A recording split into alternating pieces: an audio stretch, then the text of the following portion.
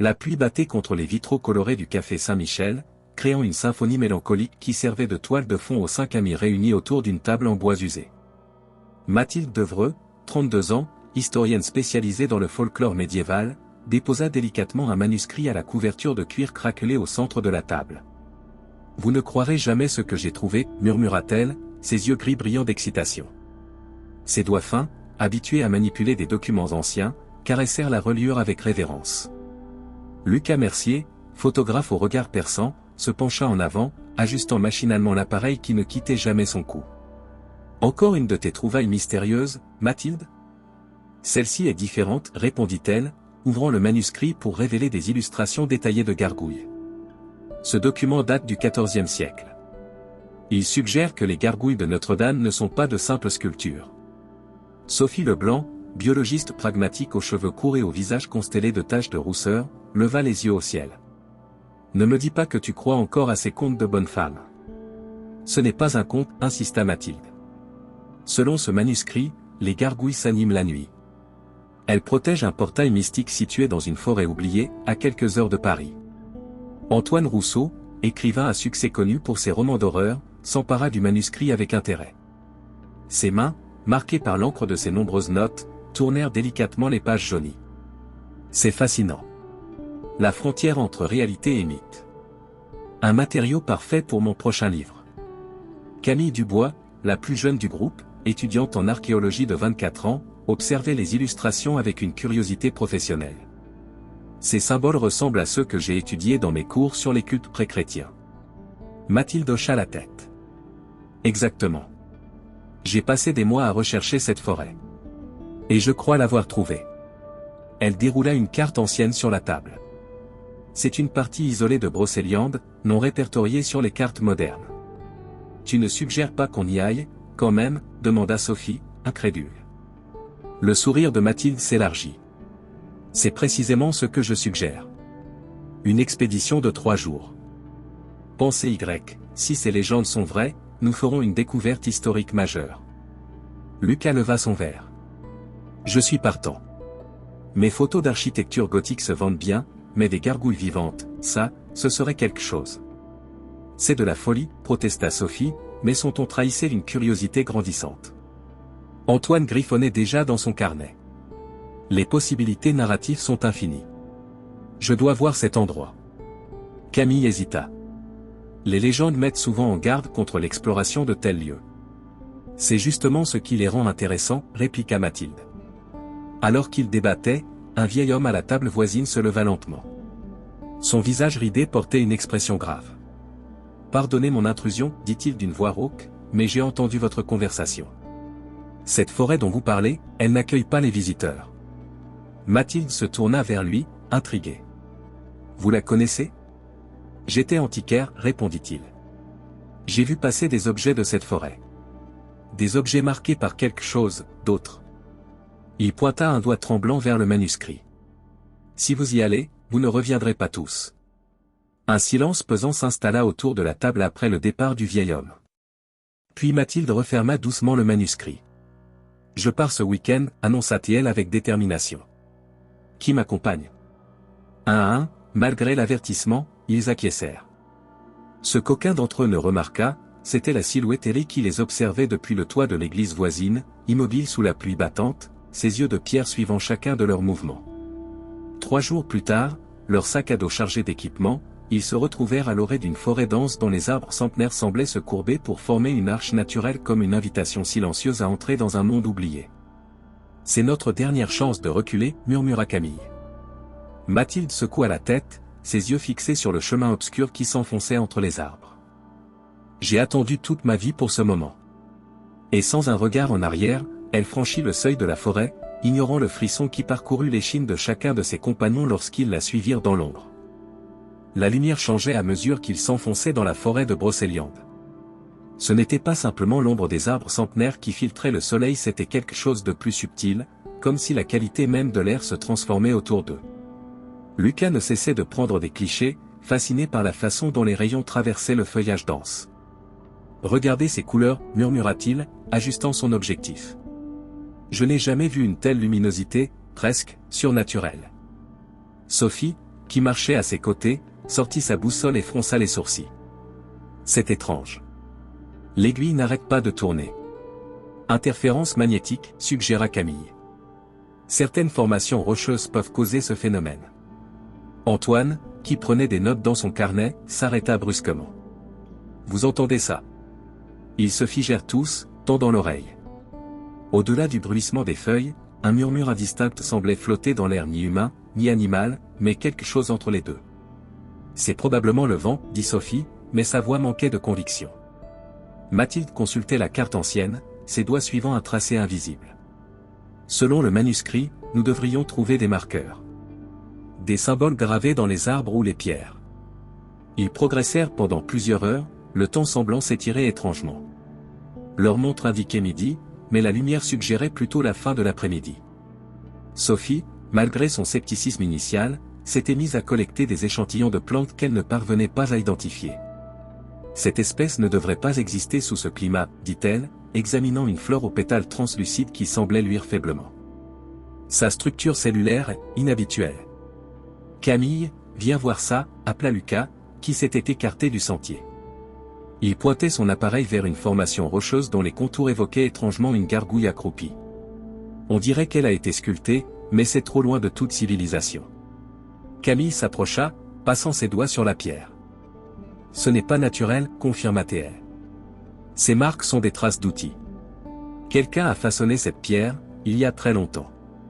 Pendant ce temps, Mathilde avait découvert ce qu'elle cherchait, un arbre massif dont l'écorce portait des symboles gravés, des cercles concentriques entrelacés de lignes qui formaient un motif complexe. C'est ici, s'exclama-t-elle. Ces symboles correspondent exactement à ceux du manuscrit. Antoine s'approcha, photographiant mentalement la scène pour son roman. Que signifie-t-il?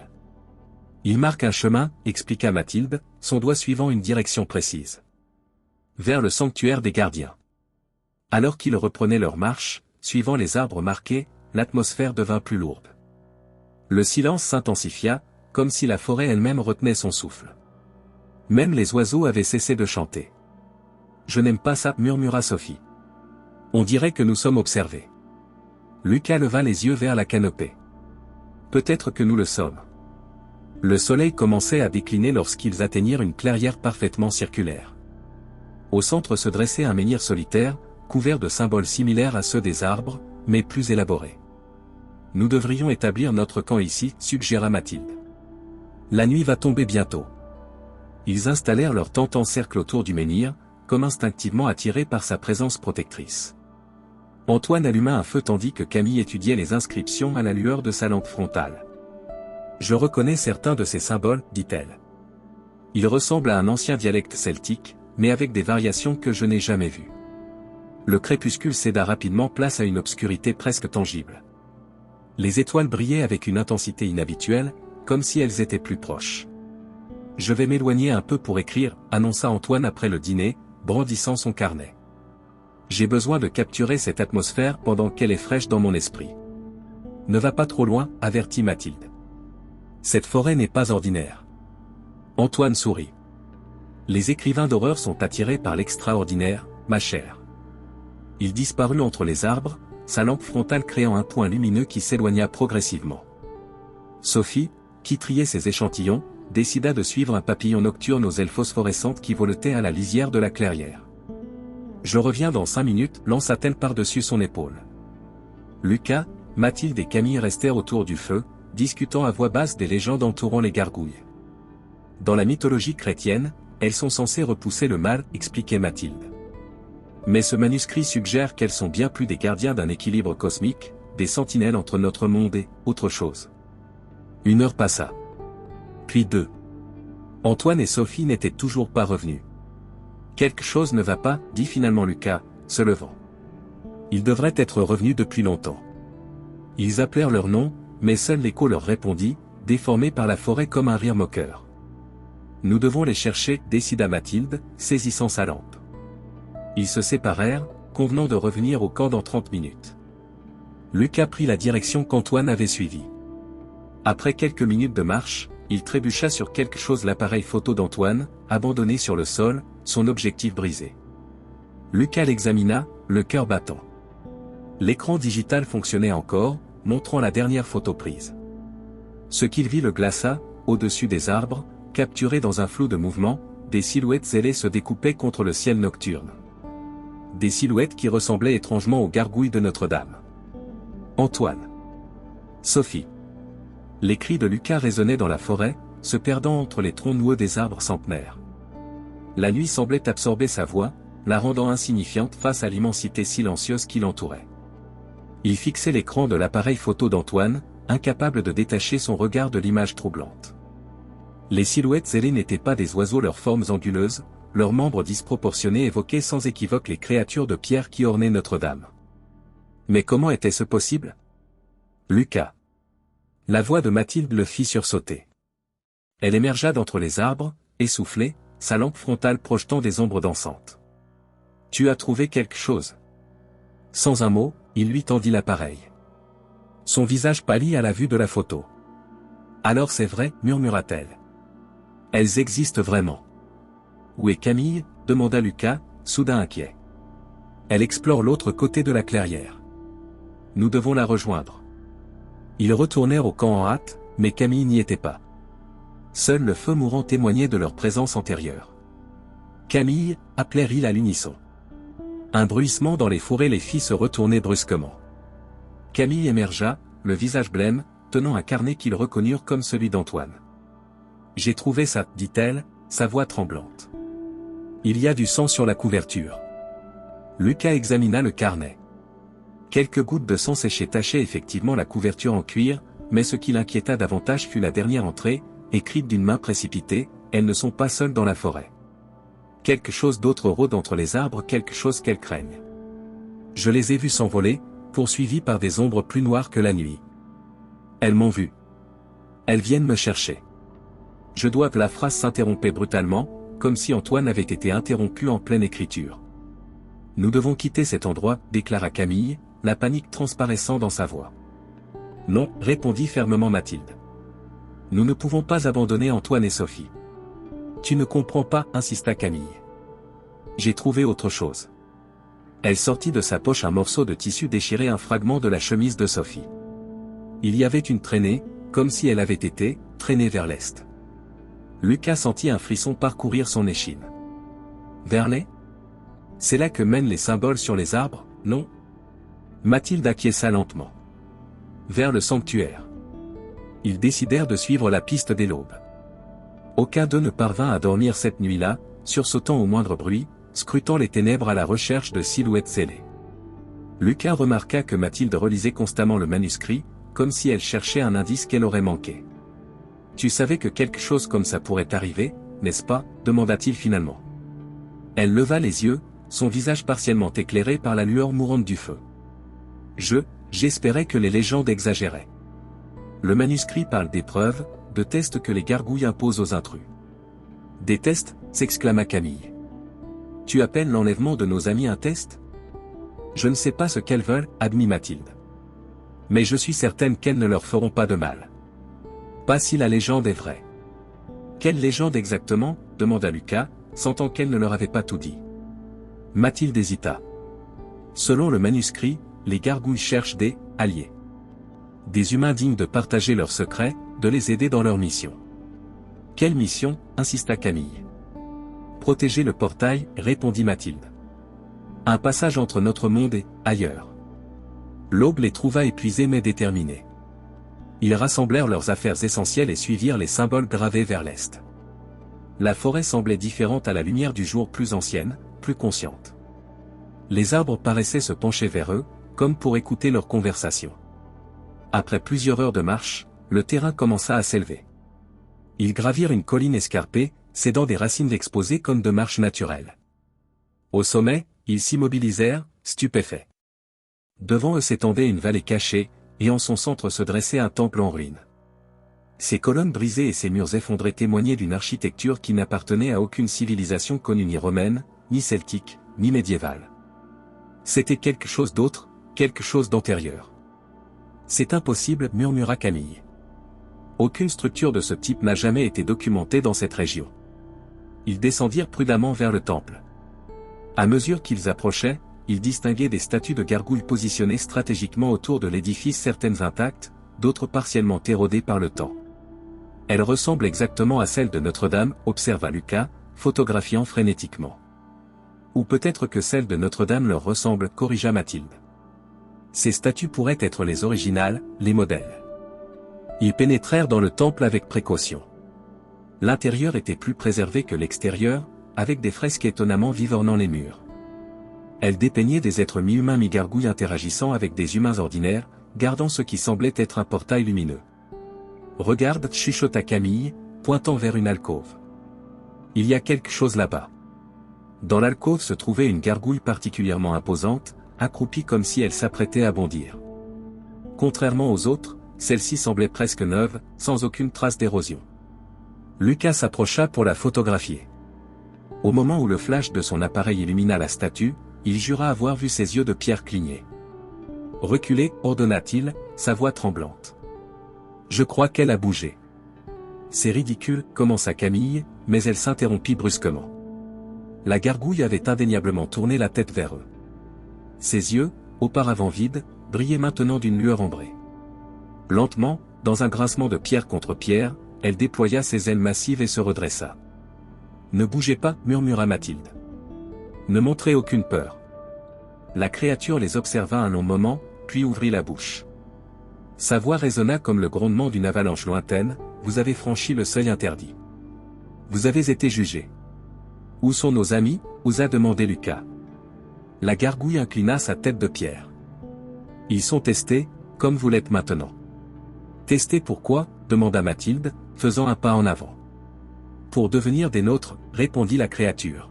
« Un nouveau gardien doit être choisi. » Le portail s'affaiblit. Comme pour confirmer ces paroles, le sol trembla sous leurs pieds. Au centre du temple, les dalles de pierre commencèrent à se fissurer, révélant une lueur bleuâtre qui pulsait comme un cœur battant. Le portail, souffla Mathilde. Il s'ouvre. La gargouille déploya complètement ses ailes, projetant une ombre immense sur les trois amis. Votre quête commence véritablement maintenant. Seuls les dignes survivront à ce qui va suivre. Dans un fracas assourdissant, le sol céda complètement, créant une ouverture béante au centre du temple. Une lumière aveuglante en jaillit, engloutissant tout sur son passage.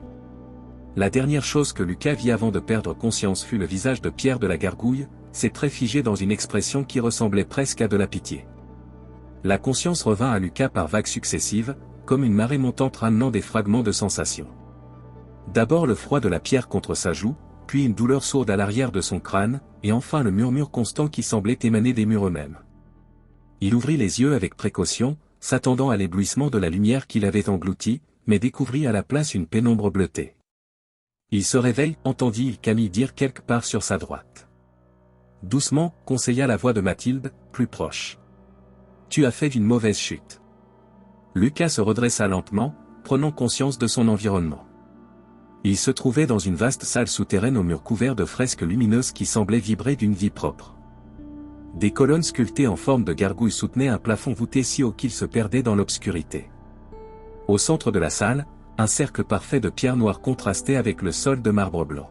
« Où sommes-nous » demanda-t-il, sa voix résonnant étrangement. « Sous le temple » répondit Mathilde. « Je crois que c'est le véritable sanctuaire. Combien de temps suis-je resté inconscient ?»« Quelques heures, » dit Camille, s'approchant avec une gourde d'eau qu'elle lui tendit.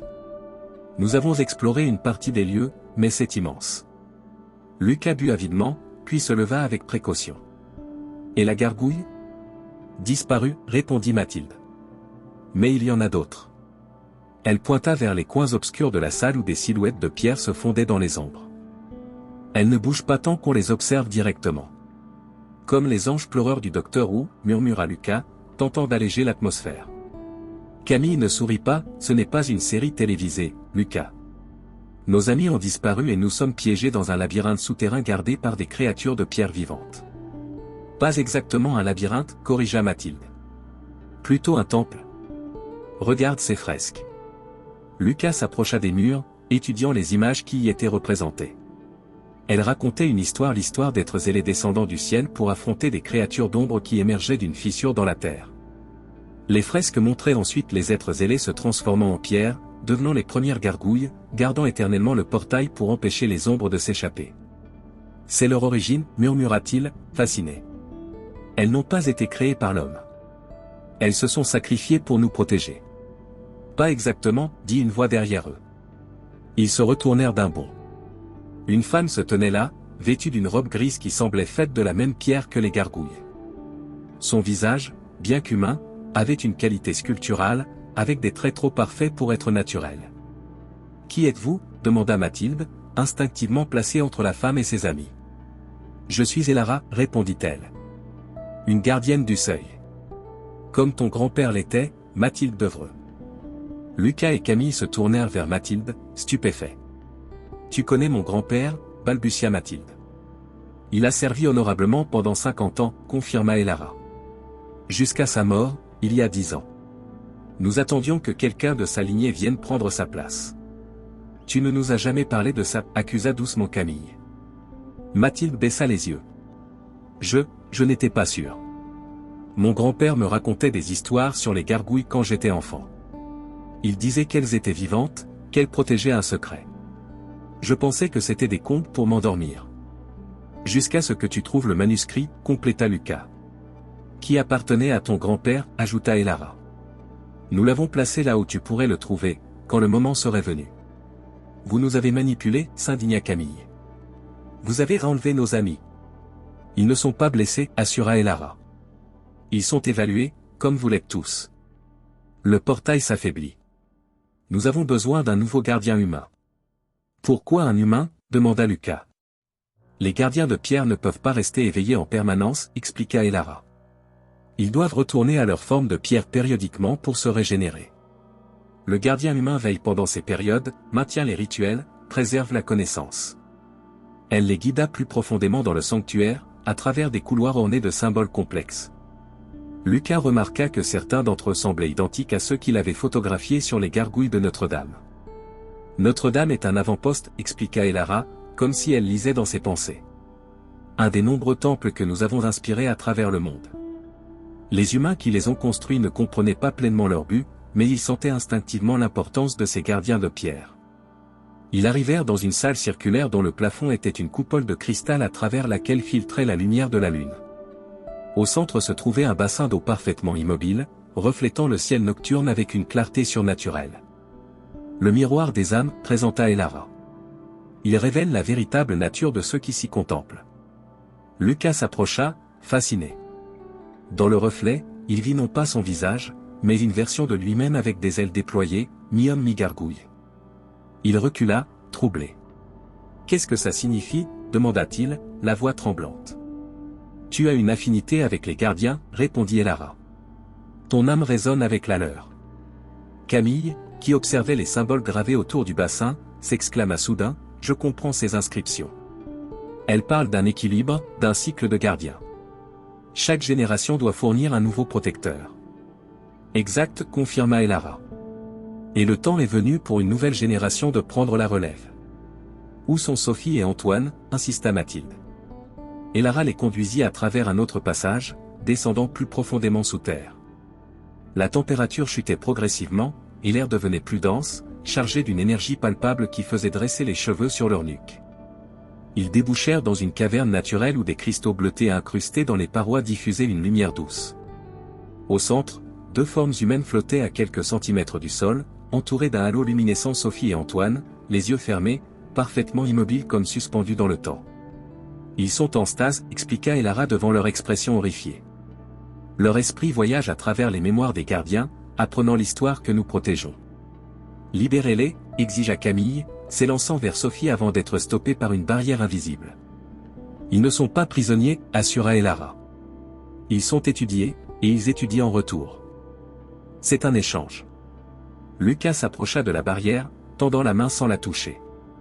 Il ressentait une étrange connexion, comme si une partie de lui-même comprenait ce processus. Je les entends, murmura-t-il, surpris. Pas leur voix, mais leurs pensées, fragmentées. Mathilde le regarda avec étonnement. Comment est-ce possible? Ton ami a un don rare, répondit Elara. Une sensibilité à la conscience des gardiens. C'est pourquoi il peut percevoir leurs pensées, et pourquoi ces photographies captent parfois ce que l'œil humain ne devrait pas voir. Lucas se souvint des nombreuses fois où ces photos avaient révélé des anomalies inexplicables, des orbes lumineux, des silhouettes floues que ses collègues attribuaient à des défauts techniques. Que ressentent-ils, demanda-t-il, désignant Sophie et Antoine. De l'émerveillement, principalement, répondit Elara. Et de la peur, car la connaissance qu'ils acquièrent est lourde à porter. Un bruit de pas résonna derrière eux. Un homme d'une cinquantaine d'années émergea de l'ombre, vêtu d'un équipement d'alpinisme moderne qui contrastait étrangement avec l'environnement ancien. Vous n'êtes pas les seuls visiteurs, annonça Elara, son ton soudain tendu. Qui est-ce, chuchota Camille. Victor Morneau, répondit Mathilde, reconnaissant le célèbre chasseur de trésors dont les exploits controversés faisaient régulièrement les gros titres. Que fait-il ici? Il nous suit depuis Paris, expliqua Elara. Il cherche les gargouilles depuis des années, non pour protéger leur secret, mais pour l'exploiter. Victor s'avança, un sourire calculateur aux lèvres. Mathilde Devreux. J'aurais dû me douter que la petite fille de François serait impliquée. Il examina la caverne d'un œil expert. Impressionnant. Plus élaboré que les sanctuaires que j'ai trouvés en Éthiopie et au Népal. Vous avez trouvé d'autres sanctuaires, s'étonna Camille. Des avant-postes mineurs, répondit Elara avant que Victor ne puisse parler. Rien de comparable à celui-ci, qui abrite le portail principal. Victor sortit un petit carnet de sa poche. J'ai suivi les indices pendant 20 ans. Les gargouilles apparaissent dans toutes les cultures, sous différentes formes. Elles gardent quelque chose de précieux, une source de pouvoir, peut-être d'immortalité. Vous ne comprenez pas, intervint Mathilde. Elles ne protègent pas un trésor, mais nous protègent d'une menace. Victor l'ignora, s'approchant des corps flottants de Sophie et Antoine. Fascinant. Une forme de suspension biologique. Imaginez les applications médicales. Vous voyez tout à travers le prisme du profit, accusa Lucas, dégoûté. Je vois le potentiel, corrigea Victor. Ces créatures possèdent une technologie, ou une magie si vous préférez, qui pourrait révolutionner notre monde. Elara fit un geste subtil de la main. Immédiatement, plusieurs gargouilles émergèrent des ombres, leurs yeux luisants d'une lumière ambrée. Vous n'êtes pas le bienvenu ici, Victor Morneau, déclara-t-elle. Vous avez été jugé et trouvé indigne. Victor ne parut pas intimidé. J'ai attendu trop longtemps pour reculer maintenant. Il sortit un petit appareil de sa poche. Saviez-vous que les gargouilles réagissent à certaines fréquences sonores? Mes recherches ont été éclairantes. Avant qu'Elara puisse réagir, il activa l'appareil. Un son aigu, à la limite de l'audible, emplit la caverne. Les gargouilles se figèrent, comme paralysées, leurs yeux clignotant frénétiquement. Arrêtez, cria Mathilde. Vous ne savez pas ce que vous faites. Au contraire, répliqua Victor. Je sais exactement ce que je fais. Je neutralise temporairement les gardiens pour accéder au portail. Ce que je ne sais pas encore, c'est lequel d'entre vous va m'y conduire. Lucas sentit une douleur lancinante envahir son crâne. Quelque chose en lui résonnait avec la souffrance des gargouilles. Sans réfléchir, il s'élança vers Victor, tentant de lui arracher l'appareil. Dans la lutte qui s'ensuivit, ils heurtèrent la barrière invisible entourant Sophie et Antoine. Un éclair de lumière jaillit au contact, projetant Lucas et Victor en arrière. La barrière fluctua, puis s'effondra. Sophie et Antoine tombèrent doucement au sol, leurs yeux s'ouvrant simultanément. « Qu'est-ce qui se passe » murmura Sophie, désorientée. Antoine, lui, semblait plus lucide. Ses yeux se fixèrent immédiatement sur Victor. « Vous ? Je vous ai vu dans mes visions. » Le destructeur. Victor se releva, son appareil toujours actif. « Intéressant. Vous avez vu quoi d'autre, exactement ?» Mais Antoine regardait maintenant les fresques sur les murs, les reconnaissant visiblement. Le portail, il s'affaiblit parce que le cycle est rompu. Un gardien doit être choisi. Où est le portail, exigea Victor. Partout et nulle part, répondit Antoine, son regard étrangement distant. Il est le point de convergence entre les mondes, maintenu fermé par la volonté des gardiens. Elara s'approcha de Mathilde, ignorant Victor. Ton grand-père savait que ce jour viendrait. C'est pourquoi il t'a préparé à travers ces histoires. Je ne comprends pas, protesta Mathilde. Je ne suis pas préparé pour quoi que ce soit. Tu le es plus que tu ne le crois, affirma Elara. La lignée des gardiens coule dans ton sang. Un tremblement soudain secoua la caverne. des fissures apparurent dans les murs, libérant une lueur rougeâtre malsaine. Le portail s'alarma Elara. Sans les gardiens pour le maintenir, il commence à céder. Victor sourit triomphalement. Parfait. Montrez-vous, créature de l'au-delà. Espèce d'imbécile, siffla Sophie, pleinement consciente maintenant. Vous ne savez pas ce que vous libérez. Les fissures s'élargirent, et une substance noire comme de l'encre commença à s'en écouler, prenant forme à mesure qu'elle touchait le sol des silhouettes humanoïdes aux membres trop longs, aux mouvements saccadés comme des insectes. Les ombres, murmura Antoine. Elles attendent depuis des millénaires de pouvoir revenir. Lucas sentit une présence dans son esprit non pas invasive, mais suppliante. Les gargouilles, toujours paralysées par l'appareil de Victor, tentaient de communiquer avec lui. L'appareil, comprit-il. Il faut le détruire. Pendant que Victor contemplait avec une fascination morbide les créatures qui émergeaient, Lucas fit signe à Camille. D'un mouvement coordonné, elle bouscula Victor tandis que Lucas s'emparait de l'appareil et le fracassait contre le sol. Le son aigu cessa immédiatement. Les gargouilles s'animèrent dans un concert de rugissements furieux, déployant leurs ailes et fondant sur les ombres qui se multipliaient. « Sortez tous » ordonna Elara. « Retournez à la surface. Nous ne pouvons plus contenir la brèche. » Ils s'élancèrent vers le passage, Victor sur leurs talons. La caverne s'effondrait derrière eux, le combat titanesque entre les gardiens de pierre et les créatures d'ombre ébranlant les fondations millénaires du sanctuaire. Alors qu'ils atteignaient la salle du miroir des âmes, Lucas s'arrêta net. Le bassin bouillonnait maintenant, projetant des images chaotiques des visions de Paris envahies par les ombres, de Notre-Dame en flammes, de gargouilles combattant dans le ciel nocturne. Ce n'est pas seulement ce sanctuaire, réalisa-t-il. Si le portail s'ouvre complètement, les ombres se répandront partout. Mathilde contemplait le miroir, son visage reflétant une résolution nouvelle. Je comprends maintenant pourquoi mon grand-père me préparait. Ce n'était pas juste des histoires. Elle se tourna vers Elara. Que dois-je faire ? Le choix t'appartient, répondit la gardienne. Mais sache qu'il n'y a pas de retour possible. Un rugissement assourdissant résonna depuis les profondeurs, suivi d'une onde de choc qui fit trembler le sol sous leurs pieds. Nous n'avons plus beaucoup de temps, pressa Elara. Le groupe émergea dans la salle principale du temple souterrain, haletant, poursuivi par les échos des combats qui faisaient rage dans les profondeurs. Des morceaux de plafond se détachaient, s'écrasant autour d'eux dans un fracas de pierres brisées. Par ici, cria Mathilde, guidant ses amis vers un escalier en spirale qu'elle semblait reconnaître instinctivement. Ils grimpèrent frénétiquement, Victor Morneau fermant la marche, son visage oscillant entre la peur et une avidité mal dissimulée. Derrière eux, les rugissements des gargouilles se mêlaient aux cris stridents des ombres, créant une cacophonie infernale. Ils débouchèrent finalement dans une salle circulaire située directement sous le temple en ruine. La lumière du jour filtrait par des fissures dans le plafond, créant des rayons poussiéreux dans l'air vibrant d'énergie. Nous devons sortir avant que tout ne s'effondre, halta Sophie, s'appuyant contre un pilier pour reprendre son souffle. Non, répondit fermement Mathilde. Nous devons comprendre ce qui se passe. Antoine, qu'as-tu vu pendant que tu étais en stase ? Antoine passa une main tremblante sur son visage. Ses yeux, habituellement vifs et observateurs, semblaient maintenant hantés par des visions qu'il peinait à articuler. Des fragments d'histoire, anciennes, très anciennes, murmura-t-il. Les gargouilles n'ont pas toujours été de pierre. Elles étaient, des êtres de lumière, venus d'ailleurs pour contenir une menace. Les ombres, compléta Sophie. J'ai vu leur origine aussi.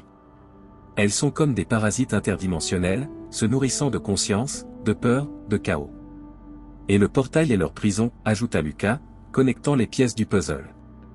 Maintenu fermé par la volonté collective des gargouilles. Camille, qui examinait les murs de la salle, s'exclama soudain, ces inscriptions. Elles racontent la même histoire, mais avec plus de détails. Elle passa ses doigts sur les symboles gravés. Il est question d'un cycle, d'un équilibre maintenu par le sang des gardiens humains.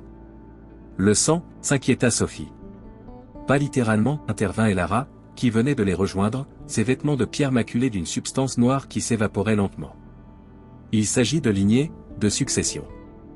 Victor s'approcha, son carnet à la main. Fascinant. Une symbiose entre gardiens humains et entités extraterrestres pour maintenir fermée une porte interdimensionnelle. Imaginez la technologie qui sous-tend tout cela. Ce n'est pas de la technologie, corrigea Antoine. C'est plus ancien, plus fondamental. Une magie primordiale liée à la structure même de la réalité. Mathilde se tourna vers Elara. Mon grand-père était l'un de ses gardiens, n'est-ce pas? C'est pour ça qu'il me racontait ces histoires, qu'il m'emmenait voir les gargouilles de Notre-Dame chaque semaine. Elara acquiesça. François Devreux a servi honorablement pendant 5 décennies. À sa mort, le cycle a été interrompu. Nous avons attendu qu'un membre de sa lignée soit prêt à prendre la relève. Mais pourquoi ne pas m'avoir approché directement, demanda Mathilde. Pourquoi toute cette mise en scène avec le manuscrit? Le choix doit être libre, expliqua Elara. Et éclairé par une compréhension acquise, non imposée. Ton grand-père a semé les graines de la connaissance en toi, mais tu devais suivre ton propre chemin jusqu'ici. Un nouveau tremblement, plus violent que les précédents, secoua la structure. Des fissures apparurent dans le sol, libérant des volutes de fumée noire qui se solidifiaient en tentacules d'ombre. Nous manquons de temps, pressa Elara. Les gardiens ne peuvent pas contenir la brèche indéfiniment sans un ancrage humain. Que dois-je faire exactement? Demanda Mathilde. Accepter le lien, répondit Elara. Devenir le pont entre les mondes, comme ton grand-père l'était. Et abandonner ma vie? La voix de Mathilde tremblait légèrement. Pas nécessairement, nuança Elara. François vivait dans 2 mondes. Il avait une famille, une carrière. Mais ses responsabilités envers le portail étaient sacrées. Victor interrompit leur conversation. Tout ceci est fascinant, mais j'ai une proposition plus pragmatique. Il sortit un petit appareil de sa poche, différent de celui que Lucas avait détruit. J'ai étudié ces phénomènes pendant des décennies. Je peux stabiliser le portail temporairement avec cette technologie, nous donnant le temps de négocier des termes plus, mutuellement bénéfiques. Vous ne comprenez toujours pas, s'indigna Sophie. Ce n'est pas une opportunité commerciale. Tout est une opportunité, répliqua Victor avec un sourire froid. Ces créatures possèdent des connaissances qui pourraient transformer notre civilisation. Imaginez, énergie illimitée, voyage interdimensionnel, peut-être même l'immortalité. Au prix de libérer des entités qui se nourrissent de conscience humaine, rappela Antoine sèchement. Pendant qu'ils argumentaient, Lucas remarqua que Camille s'était éloignée vers un recoin de la salle. Elle examinait une fresque particulière qui semblait plus récente que les autres. Mathilde, aplatit-elle doucement. Je crois que tu devrais voir ça. La fresque représentait un homme au trait familier, le grand-père de Mathilde, réalisa Lucas se tenant entre des gargouilles et un groupe d'ombres. Ses mains étaient levées, créant une barrière lumineuse. À ses pieds était peinte une petite fille qui lui ressemblait étrangement. C'est toi, murmura Camille. Il savait que tu viendrais. Mathilde effleura l'image, les larmes aux yeux. Il m'a préparé toute ma vie pour ce moment, sans que je le sache. Un souvenir sembla l'illuminer soudain. Les cauchemars que j'avais enfant. Je rêvais de créatures d'ombre qui dévoraient Paris, et de statues qui s'animaient pour les combattre. Grand-père me disait que c'étaient des rêves prophétiques, que je devais les écouter. La lignée des gardiens possède souvent des dons de prescience, confirma Elara. François voyait loin dans l'avenir. Victor s'approcha de la fresque, l'étudiant avec un intérêt non dissimulé. Remarquable. Une transmission génétique de capacités psychiques liées au portail. Lucas, qui observait Victor avec méfiance, remarqua qu'il manipulait discrètement son appareil. Que faites-vous exactement? Je collecte des données, répondit Victor évasivement. La science exige de la rigueur. Sophie, dont l'instinct de biologiste s'était aiguisé pendant sa stase, s'alarma soudain. Ce n'est pas un appareil de mesure. C'est un extracteur. Il tente de capturer l'essence du portail. Avant que quiconque puisse réagir, Victor activa l'appareil. Un rayon de lumière en jaillit, frappant le centre de la salle où les fissures convergeaient. Au lieu de stabiliser l'énergie comme il l'avait prétendu, l'appareil semblait l'aspirer, l'arrachant à sa matrice. Arrêtez, hurla Elara. Vous déstabilisez l'équilibre? Le sol se déroba sous leurs pieds. Une brèche béante s'ouvrit, révélant les profondeurs du sanctuaire où les gargouilles combattaient une marée montante d'ombre. L'appareil de Victor pulsait d'une énergie volée, attirant à lui des filaments de lumière arrachés au tissu même du portail. Lucas s'élança vers Victor, tentant de lui arracher l'appareil. Dans leur lutte, ils basculèrent dangereusement près du gouffre. Antoine et Sophie se précipitèrent pour aider Lucas, tandis que Camille retenait Mathilde qui voulait les rejoindre. C'est trop dangereux, cria Camille. Tu es la seule qui puisse réparer tout ça. Victor, acculé au bord du précipice, brandit son appareil comme une arme. Restez en arrière. J'ai passé ma vie à chercher cette source de pouvoir. Je ne partirai pas les mains vides. Ce pouvoir n'est pas fait pour les humains, avertit Elara. Il vous consumera de l'intérieur. Comme pour confirmer ses paroles, l'appareil commença à vibrer violemment, des fissures apparaissant sur sa surface. La lumière qu'il avait absorbée s'en échappait par saccades, incontrôlables. Qu'est-ce qui se passe? S'alarma Victor, tentant vainement de stabiliser l'appareil. L'énergie du portail est vivante, expliqua Antoine. Elle ne peut pas être contenue par votre technologie. L'appareil explosa soudain dans les mains de Victor, libérant une onde de choc qui le projeta en arrière. Il bascula dans le vide avec un cri de terreur, disparaissant dans les ténèbres du gouffre. Lucas, projeté au sol par l'explosion, se releva péniblement. « Est-ce que tout le monde va bien ?» Sophie et Antoine, sonnés mais indemnes, acquiescèrent. Camille aidait Mathilde à se relever, mais celle-ci semblait transformée. Une résolution nouvelle brillait dans ses yeux. « Je sais ce que je dois faire, déclara-t-elle. Je l'ai toujours su, au fond de moi. » Elle s'approcha d'Elara. « Mon grand-père m'a préparé pour ce rôle. Je suis prête à l'assumer. » « Tu comprends ce que cela implique ?» demanda Elara gravement. « Une fois le lien établi, ta vie ne sera plus jamais la même. »« Je comprends, » affirma Mathilde. « Mais j'ai des conditions. » Elara inclina la tête, l'invitant à poursuivre. « Mes amis doivent être libres de partir, avec leurs souvenirs intacts, exigea Mathilde. « Je ne serai pas la seule gardienne du secret. Ils m'aideront, à leur façon. » C'est inhabituel, hésita Elara. Le secret des gardiens a toujours été préservé. Les temps changent, répliqua Mathilde. Les anciennes méthodes n'ont pas empêché Victor de nous trouver. Peut-être qu'une approche nouvelle est nécessaire. Un rugissement assourdissant monta des profondeurs, suivi d'une vague d'énergie noire qui s'éleva du gouffre comme une marée montante. Nous n'avons plus le temps de débattre, concéda Elara. Qu'il en soit ainsi. Elle guida Mathilde vers le centre de la salle, là où les rayons de lumière convergeaient. Place tes mains ici, et ouvre ton esprit au lien. Mathilde obéit, fermant les yeux. Une lumière dorée commença à émaner de ses paumes, s'enroulant autour de ses bras comme des lianes vivantes. Que pouvons-nous faire? Demanda Lucas, impuissant. Former un cercle autour d'elle, instruisit Elara. Votre présence renforcera sa connexion. Ils s'exécutèrent, se tenant par la main autour de Mathilde. Lucas sentit une énergie étrange circuler entre eux, comme un courant électrique bienveillant. Je les vois, murmura Mathilde, sa voix étrangement distante. Les gardiens, ils m'appellent. Et je vois les ombres aussi, leur faim insatiable. Son corps commença à s'élever légèrement au-dessus du sol, la lumière dorée l'enveloppant complètement. Des silhouettes de gargouilles se matérialisèrent autour d'elle, translucides mais distinctes, leurs ailes déployées formant un dôme protecteur. Le cycle est rétabli, déclara Elara. Le portail se stabilise. Effectivement, les fissures dans le sol commençaient à se refermer, les ténèbres refluant vers les profondeurs. Les tremblements s'apaisèrent progressivement. Mathilde redescendit doucement, ses pieds touchant le sol avec délicatesse. Lorsqu'elle ouvrit les yeux, ils brillaient d'une lueur dorée qui s'estompa lentement. « C'est fait, dit-elle simplement. Je suis lié au gardien maintenant. » Lucas s'approcha d'elle avec précaution. « Comment te sens-tu » ? Différente, répondit-elle. Comme si j'avais accès à des milliers d'années de mémoire qui ne sont pas les miennes. C'est écrasant et merveilleux à la fois. Que advient-il de Victor? Demanda Sophie. Il a été jugé par les ombres, répondit Mathilde, un frisson parcourant son corps. Je ne veux pas décrire ce que j'ai vu. Elara s'avança. Le sanctuaire doit être reconstruit, le portail renforcé. Il y a beaucoup à faire. Et nous avons des questions, ajouta Camille. Des milliers de questions. Mathilde sourit, retrouvant un peu de sa légèreté habituelle. Et nous aurons le temps d'y répondre. Mais d'abord, sortons d'ici. Le soleil me manque.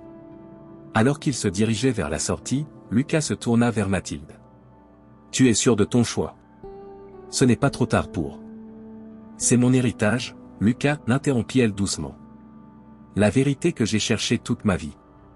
Je ne pourrais pas tourner le dos à cette responsabilité, pas plus que tu ne pourrais arrêter de capturer le monde à travers ton objectif. Il acquiesça, comprenant. Alors, que faisons-nous maintenant? Maintenant, répondit Mathilde, nous apprenons à vivre entre deux mondes. Et nous nous préparons, car ce qui s'est passé aujourd'hui n'est que le début. Ils émergèrent du temple en ruine sous un ciel d'un bleu parfait, ignorant que dans les rues de Paris, les gargouilles de Notre-Dame avaient toutes, pendant un bref instant, tourné leur regard de pierre vers la forêt lointaine où le cycle des gardiens venait d'être renouvelé. 3 semaines s'étaient écoulées depuis les événements du sanctuaire. Paris baignait dans la lumière dorée d'un été précoce, les terrasses des cafés débordaient de vie, et les touristes se pressaient comme toujours autour de Notre-Dame, ignorant tout du drame qui s'était joué dans une forêt oubliée. Lucas ajusta son objectif, capturant l'une des gargouilles qui surplombait la cathédrale. Depuis leur retour, il voyait ces créatures différemment non plus comme de simples sculptures, mais comme des sentinelles vigilantes. Parfois, quand la lumière frappait leurs yeux de pierre sous un certain angle, il jurait y voir une lueur de reconnaissance. « Toujours à traquer tes amis de pierre ?» La voix de Sophie le fit sursauter. Il se retourna, souriant à la biologiste qui s'approchait, un dossier sous le bras. « Elles sont photogéniques.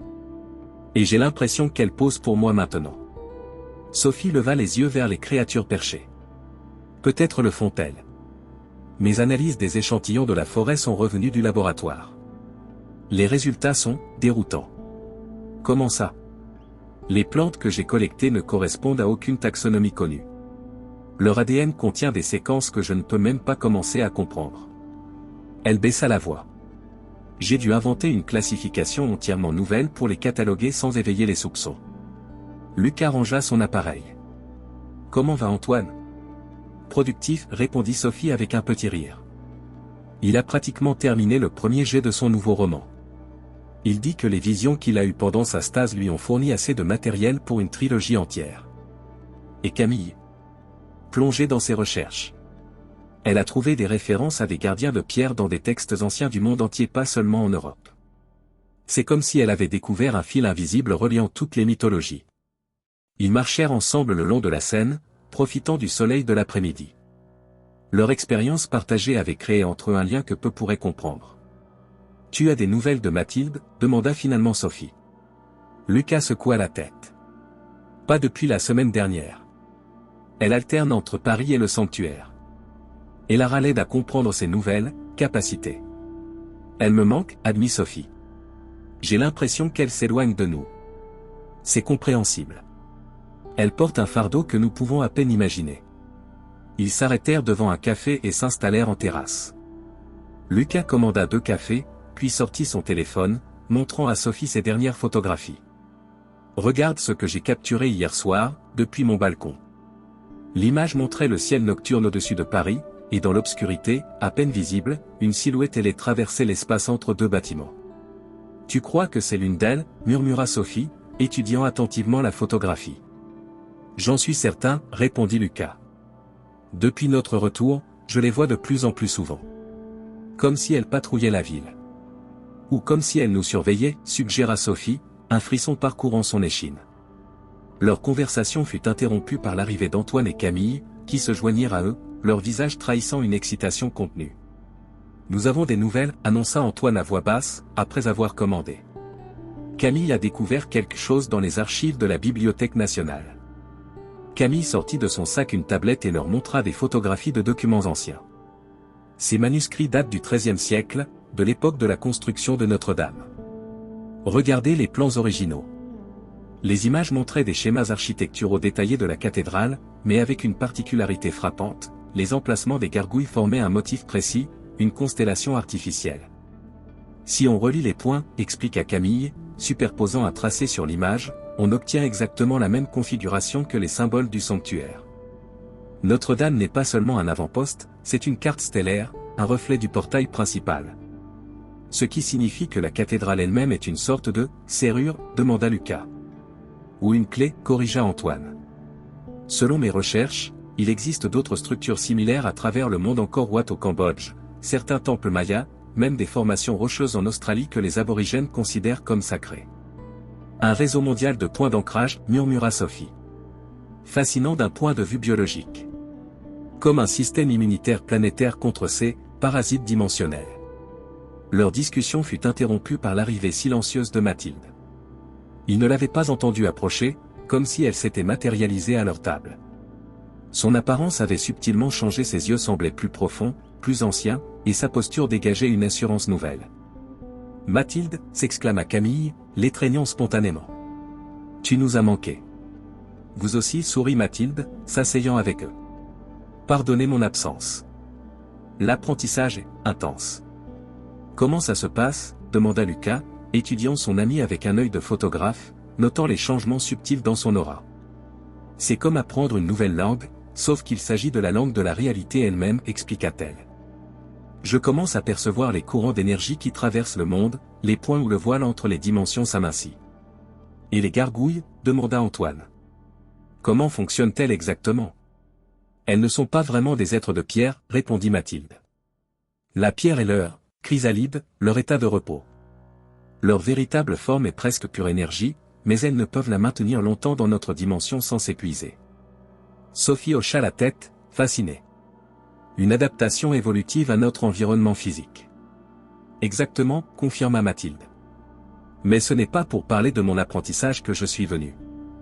Et Lara m'a révélé quelque chose d'inquiétant. Elle baissa la voix, les obligeant à se pencher vers elle. Le portail s'affaiblit plus rapidement que prévu. La brèche causée par Victor a créé des fissures secondaires. Certaines ombres se sont échappées. Ici ? À Paris, s'alarma Camille. Mathilde acquiesça gravement. Pour l'instant, elles sont faibles, désorganisées. Les gargouilles les traquent, mais elles ont besoin d'aide, compléta Lucas. Oui. Les gardiens de pierre ne peuvent pas être partout à la fois, et ma connexion avec eux est encore imparfaite. Elle hésita, puis ajouta, j'ai besoin de votre aide. Ils échangèrent des regards, surpris par cette demande inattendue. Bien sûr, répondit immédiatement Sophie. Mais que pouvons-nous faire? Nous n'avons pas tes capacités. Vous avez été exposé à l'énergie du portail, expliqua Mathilde. Cela vous a marqué, changé d'une façon que vous commencez à peine à percevoir. Lucas, tes photographies capturent désormais ce qui devrait être invisible. Sophie, ton intuition biologique s'est aiguisée, tu peux sentir les anomalies dans l'équilibre naturel. Antoine, tes rêves sont devenus des fenêtres vers d'autres réalités.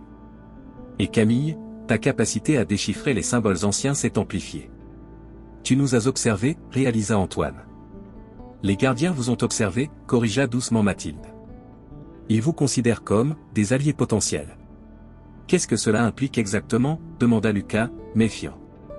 Pas de transformation en gargouille, si c'est ce qui t'inquiète, sourit Mathilde. Simplement une vigilance accrue. Vos compétences, vos perceptions uniques peuvent nous aider à identifier les fissures, à repérer les ombres avant qu'elles ne deviennent trop puissantes. Comment reconnaît-on une ombre, demanda Camille. Elles se nourrissent d'émotions négatives, peur, colère, désespoir. Elles s'attachent à des hôtes humains, les poussant progressivement vers l'autodestruction ou la violence. Mathilde sortit de sa poche 4 petits cristaux qui luisaient faiblement. Ces fragments du sanctuaire vibreront en présence d'une ombre. Elle leur distribuait les cristaux, qui semblaient s'adapter à leur nouveau propriétaire, leur lueur s'accordant subtilement à chacun. Il y a autre chose, ajouta Mathilde, son expression devenant plus grave.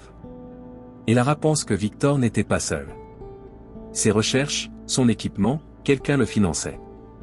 Et ce quelqu'un pourrait chercher à terminer ce qu'il a commencé. Génial, soupira Antoine. Des monstres interdimensionnels et une conspiration humaine. Ça ferait un excellent roman si nous n'étions pas en plein dedans. Un silence pensif s'installa autour de la table, chacun assimilant les implications de ces révélations. Lucas observa discrètement les passants insouciants autour d'eux, se demandant combien d'entre eux pourraient être influencés par ces ombres sans le savoir. « J'accepte, déclara-t-il finalement. Je t'aiderai, Mathilde. Mes photos ont toujours eu pour but de révéler ce que les autres ne voient pas. Ça ne change pas vraiment. Moi aussi, ajouta Sophie. La biologiste en moi est trop curieuse pour refuser. Antoine et Camille acquiescèrent à leur tour. Merci, murmura Mathilde, visiblement émue. Je craignais que mon nouveau rôle ne crée une distance entre nous. Tu ne te débarrasseras pas de nous aussi facilement, plaisanta Camille. Leur conversation fut interrompue par une vibration simultanée de leurs cristaux. Mathilde se redressa immédiatement, scrutant les alentours. Là-bas, murmura-t-elle, indiquant discrètement un homme en costume sombre qui traversait la place.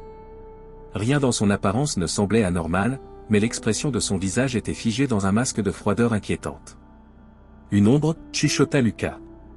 Non, un humain influencé par elle. Regardez ses yeux. En effet, même à distance, il pouvait distinguer une lueur malsaine dans le regard de l'homme, comme un reflet rougeâtre qui n'aurait pas dû être là. Il se dirige vers Notre-Dame, observa Sophie. Ce n'est pas une coïncidence, affirma Mathilde, se levant. Suivez-moi, mais restez discret. Ils payèrent rapidement et emboîtèrent le pas à l'homme, maintenant une distance prudente. Il se déplaçait avec détermination, ignorant les touristes qui l'entouraient. Arrivé devant la cathédrale, il s'arrêta, contemplant les tours avec une intensité troublante. « Que fait-il » murmura Camille. « Il cherche quelque chose » répondit Mathilde. « Ou quelqu'un. » L'homme sortit de sa poche un appareil qui ressemblait étrangement à celui que Victor avait utilisé dans le sanctuaire. Il le pointa vers les hauteurs de la cathédrale, balayant méthodiquement les rangées de gargouilles. « Il chasse les gardiens » réalisa Mathilde avec horreur. « Il faut l'arrêter. » Mais avant qu'il puisse intervenir, un événement inattendu se produisit. Une ombre passa brièvement sur le parvis, trop grande pour être celle d'un oiseau. L'homme leva les yeux et sourit, un sourire dénué de toute chaleur. Il rangea son appareil et s'éloigna rapidement, se fondant dans la foule. « Que vient-il de se passer » demanda Antoine. « Il a confirmé ce qu'il cherchait » répondit Mathilde, son visage pâle. « Il sait que les gargouilles sont actives. » « Nous devons le suivre » suggéra Lucas. « Non » décida Mathilde après un moment de réflexion. « C'est trop dangereux pour vous maintenant. Il pourrait avoir des complices. » Elle ferma les yeux un instant, comme si elle communiquait silencieusement. « Les gardiens le surveilleront. Pour l'instant, nous avons une tâche plus urgente. » Elle les guida à l'intérieur de la cathédrale, les conduisant vers une porte discrète habituellement fermée au public. À la surprise de tous, la porte s'ouvrit d'elle-même à leur approche. Les avantages d'être une gardienne, sourit faiblement Mathilde. Ils empruntèrent un escalier en colimaçon étroit qui montait vers les hauteurs de la cathédrale. L'ascension semblait interminable, l'air devenant plus frais et plus rare à mesure qu'ils s'élevaient. Où allons-nous exactement, halta Sophie. À la rencontre du Conseil des gardiens, répondit Mathilde. Il est temps que vous compreniez pleinement ce dans quoi vous vous engagez. Ils débouchèrent finalement sur une galerie extérieure, vertigineusement haute, offrant une vue panoramique sur Paris. Le soleil commençait à décliner, baignant la ville dans une lumière dorée. Et là, perchées sur les corniches, immobiles comme la pierre dont elles étaient faites, se tenaient une douzaine de gargouilles. « Ne bougez pas » murmura Mathilde. « Elles vont s'animer d'un moment à l'autre. » Comme en réponse à ces paroles, la pierre commença à craqueler, des lignes lumineuses apparaissant sur la surface des statues. Dans un concert de grincements et de craquements, les gargouilles s'éveillèrent, déployant leurs ailes, tournant leur tête massive vers les visiteurs humains. Elara émergea de l'ombre d'un pilier, sa forme plus humaine que celle des autres gardiens, mais toujours empreinte d'une qualité sculpturale. « Vous les avez amenés » constata-t-elle, son regard parcourant le groupe. « C'est inhabituel. »« Les temps sont inhabituels » répondit Mathilde. « Ils ont vu l'homme avec l'appareil de détection.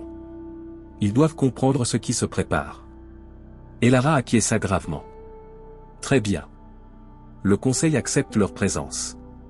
Une des gargouilles, plus massive que les autres, avec des cornes torsadées et des ailes particulièrement imposantes, s'avança. Sa voix résonna comme le grondement d'un orage lointain. « Humains, vous vous tenez au seuil d'une guerre ancienne. Les ombres s'agitent, et maintenant vos semblables cherchent à exploiter notre pouvoir.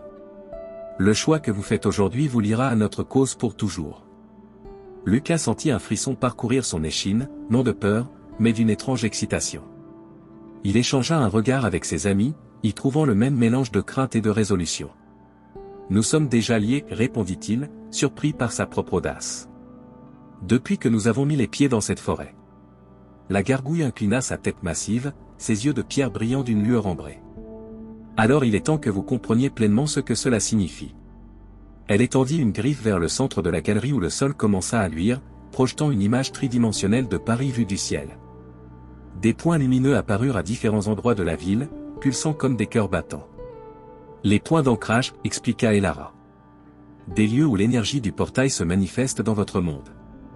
Notre-Dame est le plus puissant, mais il en existe d'autres, le Sacré-Cœur, certaines sections des catacombes, des fontaines oubliées, des carrefours anciens. D'autres points, plus petits et rougeâtres, commencèrent à apparaître, se multipliant comme une infection. Les fissures, poursuivit-elle. Là où les ombres ont commencé à s'infiltrer. Elles sont attirées par les lieux de souffrance, de conflit, de désespoir. Comment les combattons-nous ? Demanda Sophie. Vous ne pouvez pas les affronter directement, répondit la grande gargouille. Mais vous pouvez renforcer les points d'ancrage, guider les humains affectés vers la lumière, et surtout, nous alerter quand une brèche s'élargit. Mathilde s'avança, se plaçant entre ses amis et les gardiens. Il y a quelque chose que vous ne leur avez pas dit. Le prix à payer. Et Lara soupira, un son étrange venant d'un être de pierre. Oui. En acceptant ce rôle, vous vous exposez aux ombres. Elles vous percevront comme des menaces, tenteront de vous influencer, de vous briser. Et il y a plus, ajouta Mathilde, son regard intense. Le lien avec les gardiens, il vous changera progressivement. Pas comme moi, mais subtilement. Vos perceptions, vos rêves, votre connexion avec la réalité ordinaire. Un silence pesant s'installa, chacun méditant sur ses révélations. Le soleil avait presque disparu à l'horizon, plongeant Paris dans le crépuscule. Au loin, les premières étoiles apparaissaient, étrangement brillantes. Je dois vous demander maintenant, reprit Mathilde. Connaissant les risques, acceptez-vous toujours de nous aider ? Antoine fut le premier à répondre. Mes livres ont toujours exploré la frontière entre réalité et cauchemar. Il semble que je vivrai mes propres histoires désormais. La science que j'ai étudiée toute ma vie ne peut expliquer qu'une fraction de l'univers, ajouta Sophie. Je veux comprendre le reste. L'archéologie m'a appris que les mythes ont souvent un fondement de vérité, déclara Camille. Je ne tournerai pas le dos à celle-ci. Tous les regards se tournèrent vers Lucas, qui contemplait la ville en contrebas, son appareil photo en main. Il pensa aux innombrables images qu'il avait capturées au fil des ans, cherchant toujours à saisir quelque chose au-delà du visible. Je suis photographe, dit-il simplement. Mon travail est de révéler ce que les autres ne voient pas. Rien n'a changé. Mathilde sourit, soulagée et émue. Alors c'est décidé. Et Lara s'approcha, tenant un petit coffret de pierres sculptées. Ceci scellera votre engagement. Elle l'ouvrit, révélant 4 anneaux métalliques aux reflets changeants. Ces talismans vous lieront aux gardiens, amplifieront vos perceptions naturelles, et vous offriront une certaine protection contre l'influence des ombres. Chacun prit un anneau, le passant à son doigt. Lucas sentit immédiatement une chaleur se répandre dans son corps, suivie d'une acuité visuelle accrue. Les couleurs semblaient plus vives, les ombres plus définies. « Ouah » murmura-t-il, clignant des yeux pour s'adapter. « L'effet s'atténuera avec le temps » assura Elara. « Vous apprendrez à le contrôler. » La grande gargouille s'avança à nouveau. « Il est temps pour nous de patrouiller. Les ombres sont plus actives la nuit. » Une à une, les gargouilles déployèrent leurs ailes et s'élancèrent dans le ciel nocturne, leurs silhouettes massives devenant rapidement de simples points sombres contre les étoiles. « Et maintenant » demanda Camille, contemplant son anneau avec fascination. « Maintenant, répondit Mathilde, nous commençons votre formation. Car l'homme que nous avons vu aujourd'hui reviendra, et il ne sera pas seul. » Elle se tourna vers la ville illuminée qui s'étendait à leurs pieds, son visage reflétant une détermination nouvelle. La guerre des ombres a commencé, et Paris est le premier champ de bataille. La pluie battait contre les vitraux de Notre-Dame, créant une symphonie aquatique qui résonnait dans la nef déserte. Il était 3 heures du matin, et la cathédrale, fermée au public, appartenait aux ombres et aux échos. Dans la galerie supérieure, à l'abri des regards, Lucas ajustait son équipement photographique spécialisé à un appareil modifié selon les instructions d'Elara, capable de capturer les énergies invisibles à l'œil humain. « Tu es sûr que ça va fonctionner ?» chuchota Camille, penchée sur un ancien grimoire qu'elle tentait de déchiffrer à la lueur d'une lampe frontale. « Théoriquement, répondit Lucas. Mathilde dit que les fissures émettent une radiation spécifique que cet objectif devrait pouvoir capter. 3 mois s'étaient écoulés depuis leur initiation sur cette même galerie. 3 mois d'apprentissage intensif, de patrouille nocturne, et d'une prise de conscience progressive de l'ampleur de la menace qu'ils affrontaient. Les ombres se multipliaient dans Paris, subtilement, s'attachant aux esprits vulnérables, semant discorde et désespoir. « J'ai trouvé quelque chose » annonça Camille, pointant un passage du grimoire. Selon ce texte, les anciens les entités que les ombres craignent peuvent être invoquées en cas de nécessité extrême. Mais le prix est considérable. Lucas allait répondre quand son téléphone vibra. Un message de Sophie, activité inhabituelle près du pont des Arts. Antoine en position. Rejoignez-nous. Ils rassemblèrent rapidement leur matériel et descendirent par l'escalier de service. La pluie avait transformé les rues en miroirs liquides qui reflétaient les lumières de la ville. Ils se déplaçaient rapidement, habitués maintenant à se fondre dans les ombres, à passer inaperçus. Le pont des Arts était désert à cette heure, à l'exception d'une silhouette solitaire appuyée contre la rambarde d'Antoine, son carnet à la main malgré la pluie, griffonnant frénétiquement. « Qu'est-ce que tu as vu ?» demanda Lucas en s'approchant. Antoine leva les yeux, son visage pâle sous la lumière des réverbères. « Pas vu. Senti. » Il montra son anneau qui pulsait d'une lueur rougeâtre. Et ensuite, j'ai commencé à écrire, automatiquement. Comme si quelque chose guidait ma main. Il leur tendit son carnet. Les pages étaient couvertes d'une écriture saccadée, presque frénétique, dans une langue que Lucas ne reconnaissait pas. « C'est de l'araméen ancien, » murmura Camille, stupéfaite. « Comment peux-tu écrire ça? Tu ne connais pas cette langue. »« Je ne la connais pas, » confirma Antoine. « C'est comme si, quelqu'un d'autre écrivait à travers moi. »« Où est Sophie ?» demanda Lucas, soudain inquiet. « Sous le pont, » répondit Antoine. Elle a détecté une concentration d'énergie anormale dans l'eau. Ils descendirent rapidement vers la berge. Sophie s'y trouvait, accroupie au bord de l'eau, prélevant des échantillons dans des fioles spéciales conçues par Elara. L'eau est chargée d'une énergie étrange, expliqua-t-elle sans lever les yeux. Comme si quelque chose s'y dissolvait, ou s'y formait. Lucas prépara son appareil et prit plusieurs clichés de la surface de la Seine. Sur l'écran digital, ce qui apparaissait comme une eau normale à l'œil nu se révélait traversé de courants lumineux, de vortex microscopiques qui tourbillonnaient sous la surface. On dirait que le fleuve entier est en train de s'éveiller, murmura-t-il. Pas seulement le fleuve, dit une voix derrière eux. Ils se retournèrent pour voir Mathilde descendre vers la berge, accompagnée d'Elara dont la forme semi-humaine se fondait parfaitement dans la nuit pluvieuse. Toute la ville résonne d'une énergie nouvelle, poursuivit Mathilde. Les gardiens sont inquiets. Quelque chose d'important se prépare. Les écrits d'Antoine, suggéra Camille, lui tendant le carnet. Peut-être contiennent-ils un indice. Elara examina les pages avec attention, ses doigts de pierre effleurant délicatement le papier humide. C'est une prophétie, traduisit-elle. Ancienne, très ancienne. Elle parle du réveil des anciens, lorsque les étoiles s'alignent et que le voile entre les mondes s'amincit.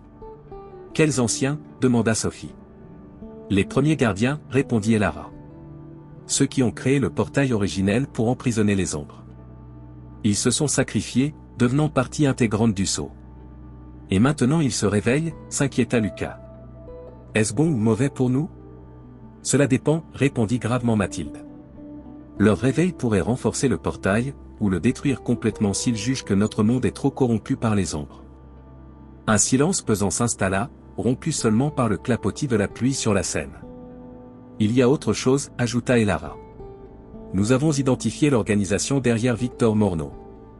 Ils se font appeler les Illuminés, un groupe occulte qui recherche le pouvoir des ombres depuis des siècles. Attendez, interrompit Antoine. Les Illuminés? Comme dans toutes ces théories du complot? Les mythes ont souvent un fondement de vérité, rappela Camille. Ils préparent quelque chose, poursuivit Elara.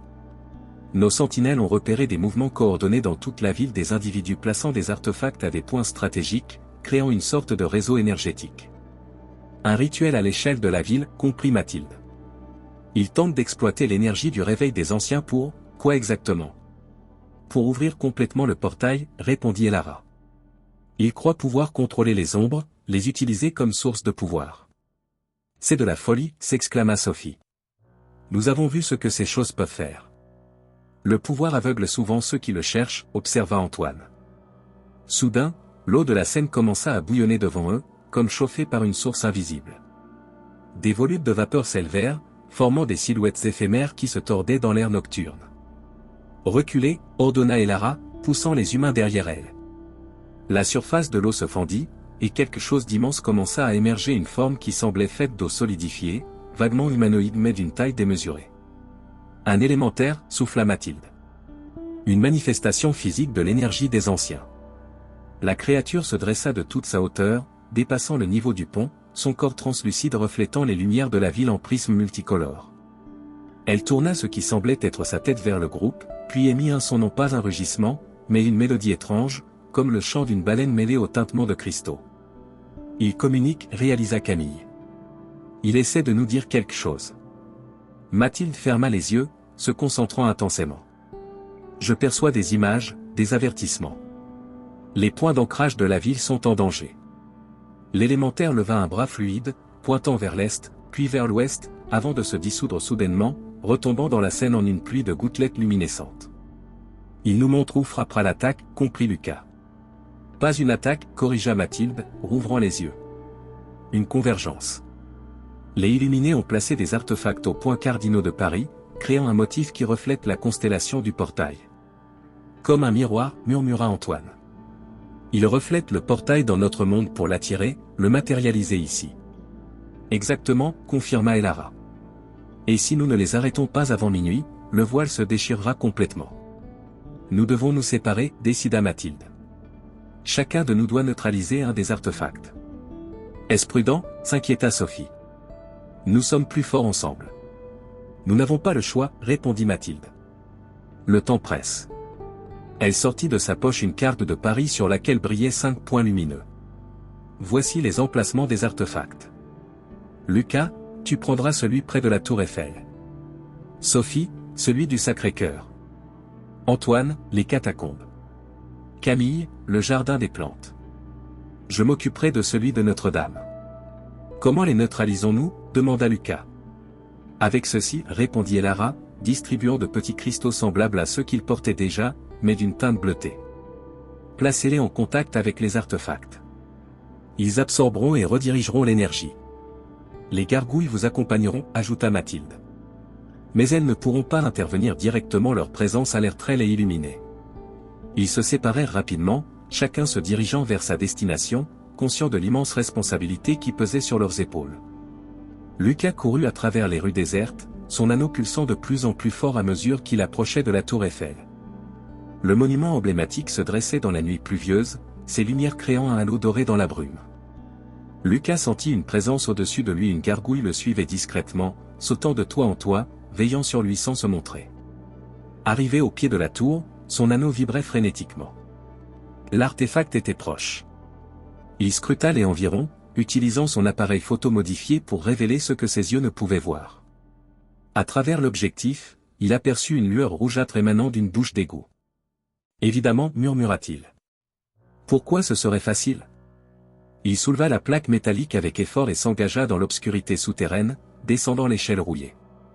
L'odeur d'humidité et de moisissure l'assaillit, mais autre chose aussi, une odeur métallique, électrique, comme l'air après un orage. Dans une alcôve du tunnel principal, il découvrit l'artefact, une sphère métallique gravée de symboles complexes, pulsant d'une lumière rougeâtre. Elle lévitait à quelques centimètres au-dessus d'un petit autel improvisé. Alors qu'il s'approchait, une voix résonna derrière lui. Je me demandais lequel d'entre vous viendrait. Lucas se retourna vivement.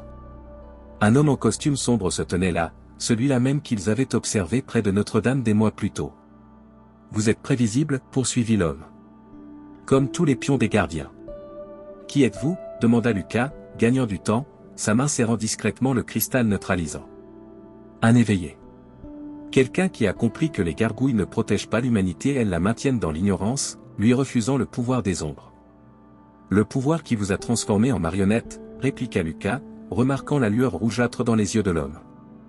L'homme sourit froidement. Vous ne comprenez pas. Les ombres ne nous contrôlent pas, elles nous libèrent. Elles nous montrent ce que nous pourrions devenir si nous abandonnions nos limitations humaines. Il tendit la main, et l'obscurité autour d'eux sembla s'épaissir, se solidifier.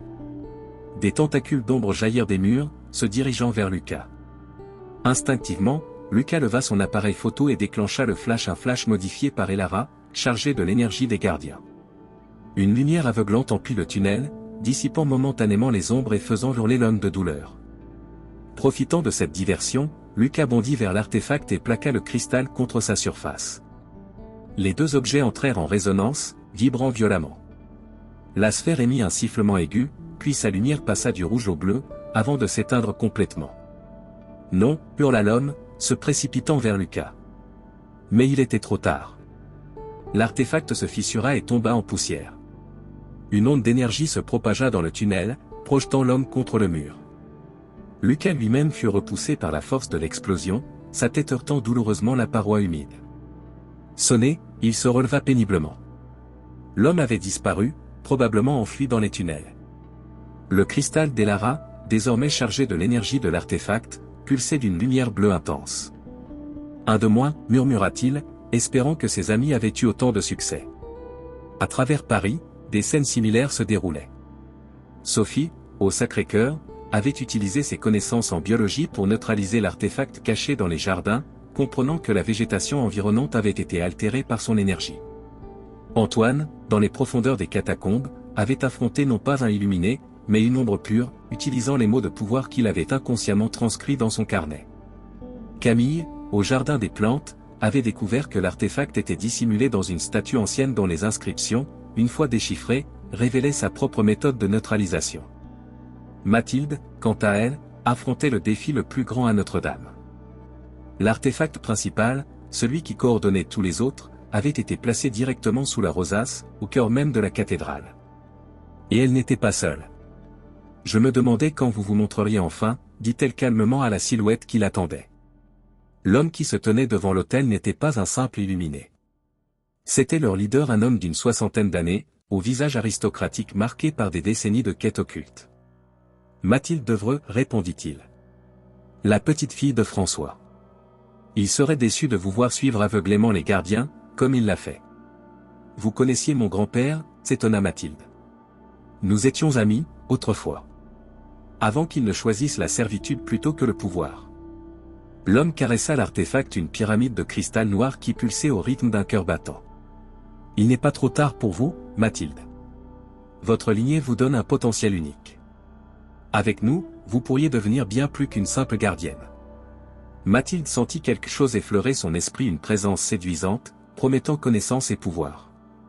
Les ombres, réalisa-t-elle, tentaient de l'influencer à travers cet homme. Mon grand-père n'était pas un serviteur, répondit-elle fermement. Il était un protecteur. Comme je le suis. Elle ferma les yeux, puisant dans sa connexion avec les gardiens. Autour d'elle, l'air se chargea d'électricité statique. Les vitraux de la cathédrale commencèrent à luire d'une lumière dorée qui n'était pas celle des lampadaires extérieurs. Vous ne comprenez pas ce que vous rejetez, insista l'homme, une note de désespoir dans sa voix.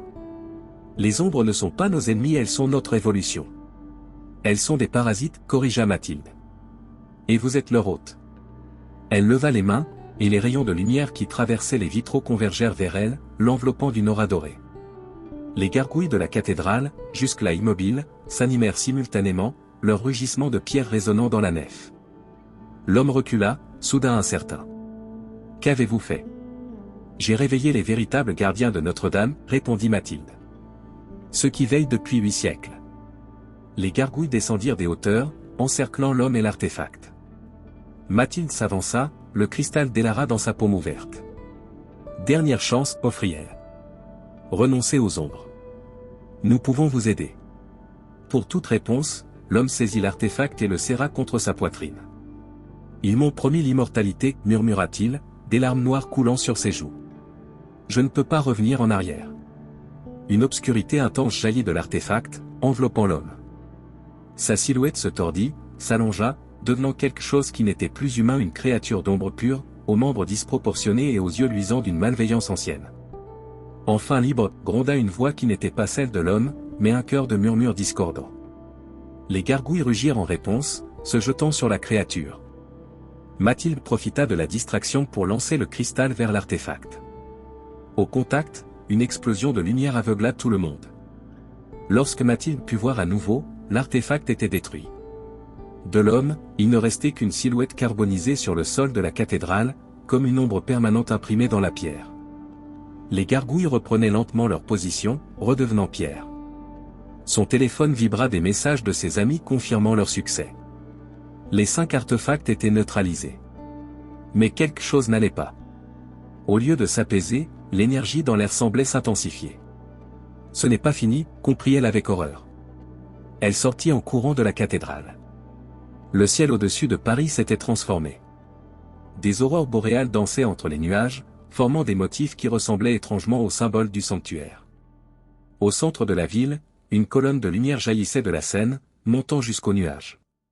Son téléphone sonna. Lucas. « Tu vois ça ?» demanda-t-il, sa voix tendue. « Oui. Retrouvez-moi au Pont des Arts. » Immédiatement. Ils se rejoignirent au pont, contemplant avec stupéfaction le phénomène. La scène elle-même semblait s'être transformée en un miroir parfait, reflétant non pas le ciel, mais un autre monde, un paysage étrange de formations cristallines et de créatures de lumière. Le portail, murmura Antoine. Il s'ouvre quand même. Pas exactement, corrigea Elara qui venait de les rejoindre. Ce n'est pas le portail des ombres. C'est autre chose. Mathilde comprit soudain. Les anciens. Ils répondent à notre appel. La surface de l'eau se souleva, formant une arche liquide. Une silhouette émergea similaire à l'élémentaire qu'ils avaient vu plus tôt, mais plus définie, plus consciente. D'autres la suivirent, chacune unique mais partageant cette qualité de lumière cristallisée. Les premiers gardiens, souffla Elara, s'inclinant profondément. Les créatures s'élevèrent au-dessus du fleuve, leur corps translucide reflétant et amplifiant la lumière de la ville. Elles se tournèrent vers les 5 amis, les observant avec une intelligence ancienne. L'une d'elles, plus grande que les autres, s'approcha de Mathilde. Sa voix résonna directement dans leurs esprits, une symphonie de cristaux et d'eau vive, le cycle est rompu. Le sceau s'affaiblit. Les ombres s'échappent. Nous avons arrêté les artefacts, répondit Mathilde. Le portail est sécurisé. Temporairement. La corruption s'étend. Votre monde s'assombrit. Que pouvons-nous faire ? Demanda Lucas. La créature tourna son attention vers lui, son corps lumineux pulsant au rythme de pensées anciennes. Un nouveau sceau doit être forgé. Plus fort. Plus profond. Ancré non dans la pierre, mais dans les âmes vivantes. Comment ? Interrogea Mathilde. Un sacrifice. Une fusion. 5 deviendront 1. Un silence pesant s'installa alors que la signification de ces paroles devenait claire. Vous voulez que nous, fusionnions avec vous ? Demanda Sophie, incrédule. Devenir les nouveaux piliers du sceau. Ni humains, ni gardiens, mais quelque chose de nouveau. Et si nous refusons ? Demanda Antoine. La créature ne répondit pas directement. À la place, elle projeta dans leurs esprits une vision Paris envahie par les ombres, puis le monde entier, l'humanité réduite à des coquilles vides, des marionnettes de force qu'elle ne comprenait pas. Il doit y avoir une autre solution, protesta Camille. Il n'y en a pas. Le temps manque. Les ombres rassemblent leurs forces. Comme pour confirmer ces paroles, le ciel s'assombrit soudainement. Des fissures noires apparurent dans l'air lui-même, comme si la réalité se déchirait. Des tentacules d'obscurité s'en échappèrent, tâtonnant vers la lumière des anciens. Elles arrivent, avertit Elara. La destruction des artefacts a créé une réaction en chaîne. Le portail principal s'effondre. Les anciens s'élevèrent, formant une barrière lumineuse entre le ciel fracturé et la ville. Mais même leur lumière semblait faiblir face à l'assaut des ténèbres. Décidez maintenant, pressa la créature. Nous ne pouvons contenir la brèche longtemps. Les 5 amis se regardèrent, une communication silencieuse passant entre eux. 3 mois plus tôt, ils étaient de simples Parisiens poursuivant leur passion. Maintenant, ils se tenaient au seuil d'un choix impossible. Je suis prête, déclara finalement Mathilde. C'est mon héritage, ma responsabilité. Tu n'as pas à faire ça seul, dit Lucas, prenant sa main. Nous sommes ensemble dans cette histoire depuis le début. Une équipe, ajouta Sophie. Une famille, compléta Camille. Antoine hocha la tête. Jusqu'au bout. Ils formèrent un cercle, se tenant par la main. Les anciens descendirent, les entourant d'une lumière dorée qui contrastait violemment avec les ténèbres qui envahissaient le ciel. Le sacrifice est accepté, résonna la voix collective des anciens. Le nouveau sceau sera forgé. La lumière s'intensifia, devenant presque insupportable. Lucas sentit son corps devenir léger, sa conscience s'étendant au-delà des limites de sa chair. Il percevait les pensées de ses amis, leurs peurs, leurs espoirs, leurs souvenirs tout conflués en un fleuve unique de conscience partagée. Au-dessus d'eux, les fissures dans le ciel s'élargissaient, les ombres se déversant comme une marée noire. Mais à mesure que la transformation des 5 amis progressait, une nouvelle force émergeait ni humaine, ni ancienne, mais une synthèse des deux. Une onde d'énergie pure jaillit du pont, se propageant en cercle concentrique à travers Paris. Partout où elle passait, les ombres se dissipaient, repoussées vers les fissures qui commençaient à se refermer. Dans un dernier effort collectif, les 5 amis désormais bien plus que cela dirigèrent leur conscience unifiée vers le ciel fracturé. Une colonne de lumière dorée jaillit, frappant le centre exact de la brèche. Un son retentit, non pas un bruit, mais une note parfaite, une harmonie qui résonnait avec la structure même de la réalité. Les fissures se refermèrent, scellées par cette nouvelle énergie. Puis, le silence. Un an plus tard, Camille Dubois marchait seule le long de la Seine, son regard souvent attiré vers Notre-Dame qui se dressait, majestueuse, contre le ciel d'automne. La cathédrale semblait différente maintenant, pas physiquement, mais dans l'impression qu'elle dégageait, comme si elle était plus vivante, plus consciente. Camille s'arrêta au milieu du pont des Arts, à l'endroit exact où tout s'était terminé cette nuit-là. Pour le monde, rien n'avait changé. Les Parisiens avaient continué leur vie, inconscients du cataclysme évité, des sacrifices consentis. Elle était la seule à être revenue. La seule à se souvenir. Après la fusion, elle s'était réveillée sur la berge, seule. Des 4 autres, il ne restait aucune trace physique. Mais elle savait qu'ils n'avaient pas disparu, ils s'étaient transformés. Parfois, dans ses rêves, elle les voyait encore. Mathilde, devenue l'âme centrale du nouveau sceau, une conscience qui s'étendait à travers les points d'ancrage du monde entier. Lucas, dont la perception avait transcendé le visible, devenant les yeux vigilants qui scrutaient les frontières entre les dimensions. Sophie, fusionnée avec l'essence même de la vie, veillant sur l'équilibre biologique que les ombres cherchaient à corrompre. Et Antoine, dont l'imagination était devenue un pouvoir créateur, façonnant des récits qui renforçaient la réalité contre les assauts du chaos. Quant à elle, Camille avait été désignée pour un rôle différent, celui de témoin, de chroniqueuse, de gardienne de la mémoire. Elle sortit de son sac le manuscrit relié de cuir qu'elle avait passé l'année à écrire l'histoire complète de leur aventure, des gargouilles, des ombres et des anciens. Un récit que personne ne croirait, mais qui devait être préservé. « Je sais que vous m'observez, dit-elle doucement, s'adressant au ciel, à la rivière, aux pierres de la ville. J'espère que j'ai fait honneur à votre histoire. » Une brise légère caressa son visage pas tout à fait naturel, portant une chaleur et une intention qui lui étaient familières. Elle sourit, reconnaissant la présence de Mathilde. Son téléphone vibra. Un message d'un numéro inconnu, rendez-vous à la bibliothèque Sainte-Geneviève. Section des manuscrits anciens. Demandez le codex des gardiens. Intriguée, Camille se rendit à la bibliothèque historique. Le bibliothécaire, un homme âgé aux yeux étrangement lumineux, l'accueillit comme s'il l'attendait. « Mademoiselle Dubois, dit-il simplement.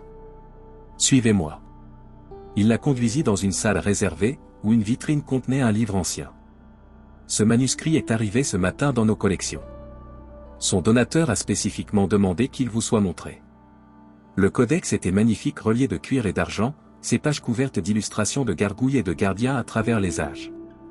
Et sur la dernière page, une illustration récente montrait 5 silhouettes sur un pont, entourées de lumière. Il y a ceci également, ajouta le bibliothécaire, lui tendant une enveloppe. À l'intérieur, Camille trouva une clé USB et une note écrite de la main d'Antoine, pour que notre histoire ne soit pas oubliée. Cherche les autres gardiens. Tu n'es pas seul. De retour chez elle, elle inséra la clé dans son ordinateur. Elle contenait des centaines de fichiers, les recherches de Sophie sur les anomalies biologiques liées aux ombres, les photographies de Lucas montrant les gardiens à travers le monde, les notes d'Antoine sur les mythes connectés, et les journaux personnels de Mathilde, détaillant son apprentissage avec Elara. Et plus important encore, des coordonnées des lieux à travers le monde où d'autres sanctuaires existaient, d'autres groupes de gardiens humains qui, comme eux, protégeaient les frontières entre les mondes. Cette nuit-là, Camille monta sur le toit de son immeuble. Le ciel était clair, les étoiles brillant d'un éclat particulier.